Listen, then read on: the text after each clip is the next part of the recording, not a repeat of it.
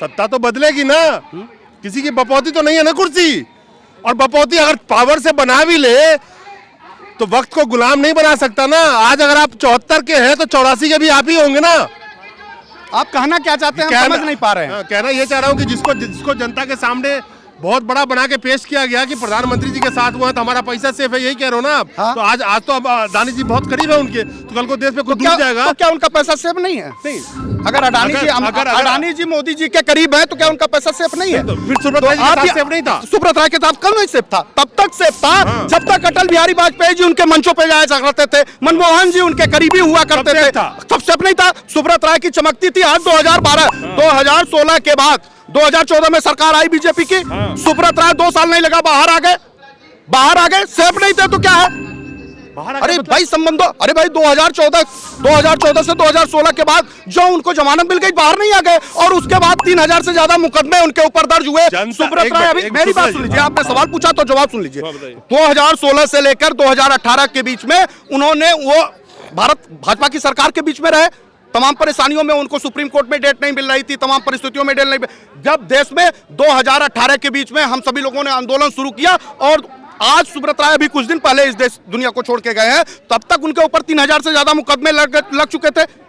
आम इंसान हमारे आपके ऊपर 151 का धारा, अभी एक गलती थोड़ी सी होगी, कल मुझे अभी थोड़ी देर के बाद ये मुझे जेल के सलाखों के पीछे भेज देंगे। 302 जैसे गंभीर आपराधिक मुकदमे सुब्रत राय और पूरे प्रबंधन तंत्र के ऊपर है। अगर सरकार का संरक्षण नहीं है तो क्या जेल के सलाखों के पीछे नहीं जा पाते?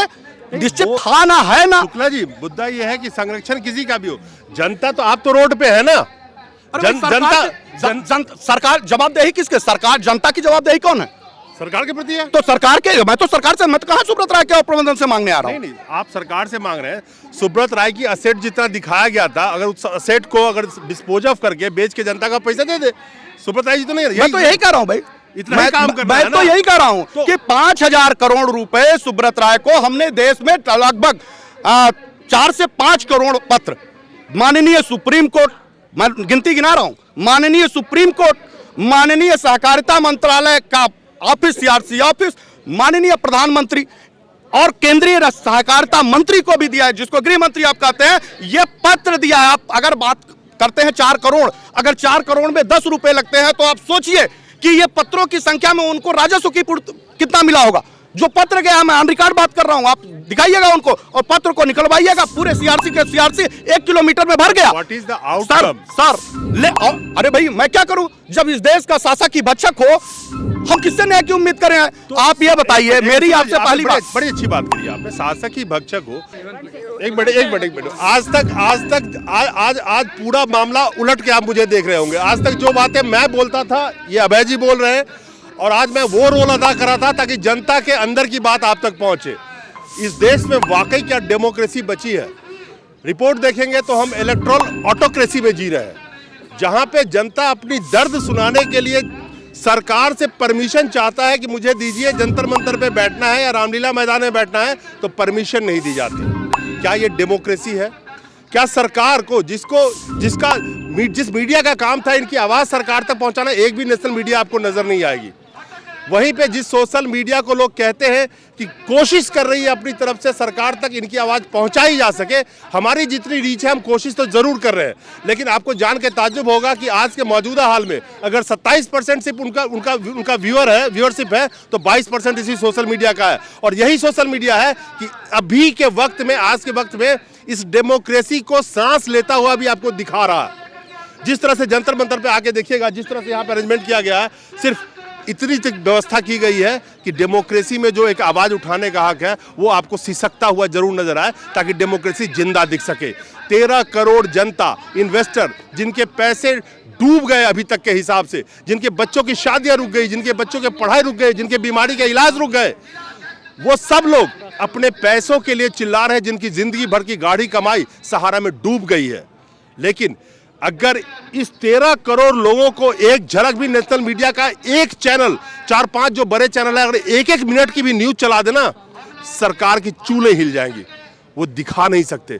तो यही आपको दिखाना चाहता था, और जो इनके मुंह से सुना आपने डेमोक्रेसी, ये तो मेरे मुंह से आप कई बार सुन चुके हैं। तो भाई जी बहुत बहुत शुक्रिया, आपने मेरा काम किया आज, और आपने मेरा भी काम किया। Last one question regarding the media. अपने यूट्यूबर है, हमारे ऊपर पाबंद लगा जा रही। Myself Pujita Mishra, I am from Telangana, Hyderabad. आप जैसे लोग तो मैं तो कहती हूँ ना, मैं भगवान देखी नहीं, मैं तो भगवान देखी नहीं, या मेरे पिताजी देखे, मेरे दादा देखे, मेरे परदादे देखे, लेकिन आज की स्थिति में मैं ये पेड़ को तो हम लोग भगवान मानते हैं, ये भारत की मान्यता है, पेड़ को भगवान मानते हैं। या ये वो जो 5 एलिमेंट्स है, इसके ऊपर प्रमाण करके बोलती हूँ, you are the god. No, no, no, no, I'm not. See. The thing is that how much people respect for the media and how they are losing the respect. You are the God. Why? Because you are going to हमारे जो दिल की दर्द है, दरकन है, हमारी जो पीड़ा है, इसको आप आगे बता रहे भाई। इतना नेशनल मीडिया है, अरे तुम कम लोग बोलते हैं, अरे इसका हमें जेल के सलाह के पीछे रख, हम डरने की वाले नहीं हैं, लेकिन हम कानून को हाथ में नहीं लेना चाहते हैं। हम सच्चे इंसान हैं, देखो एक बार इनके चेहरा दिखाओ, सबके आंखों में आंसू है। मीडिया वाले, अरे नेशनल मीडिया वाले, अरे गोदी मीडिया वाले, सुनाओ हमारी आवाज, बिको मत आप लोग, इंसानियत को बचा के रखो। और एक बात ये भी बोलती हूँ, ये धर्म भूमि बोलते हैं, कर्म भूमि बोलते हैं, हमको तो शर्म आ रहा भाई, ये इस भूमि में, इस धरती में क्यों पैदा हुए? अरे भगवान, हमें इस भूमि में क्यों हमें पैदा कर दिया? क्योंकि यहाँ किसी को, ये एक सामान्य आदमी को यहाँ पर इंसाफ नहीं मिल रहा। आप बोल रहे, आप इतना अच्छा काम कर रहे, इतना अच्छा कर्म कर रहे, बोल रहे हमारे ऊपर भी पाबंद है। ये कहाँ का इंसाफ भाई? आओ, अगर इंसानियत को जगाना है तो आओ, उजागर करो, अच्छा सच्चाई को उजागर करो, सच्चाई को दिखाने की हिम्मत है। अगर कोई माई का लाल है तो सच्चाई को दिखाओ, अगर कोई माई का लाल है तो दिखाओ सच्चे।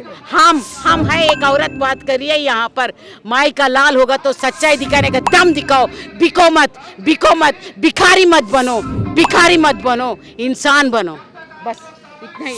इसके सिवा I don't want to speak any single word. But मैं एक चीज़ कहना चाहता हूँ कि ये जो आवाज़ें आज सुन रहे हैं आप, जो ब्रॉडकास्ट बिल लाया जा रहा है, जिसमें यूट्यूबर और सोशल मीडिया पे लगाम लगाया जा रहा है, हो सकता है कि कल को ये आवाज़ें ना सुनाई दे, और हो सकता है कि जो इनकी आंसू है, जो पीड़ा है, वो फिर आपको दिखाई ना दे, और हो सकता है कल इनकी जगह आप भी हो सकते हैं। तो आज के वक्त में जो गोदी मीडिया को तो खरीदा जा चुका है, जो सोशल मीडिया जनता तक अपनी आवाज़ पहुंचा रही है, सरकार के उन तमाम नीतियों के विरोध में जो जनता खड़ी है उसको आप तक पहुंचा रही है, हो सकता है कल हम भी ना हो। नमस्कार।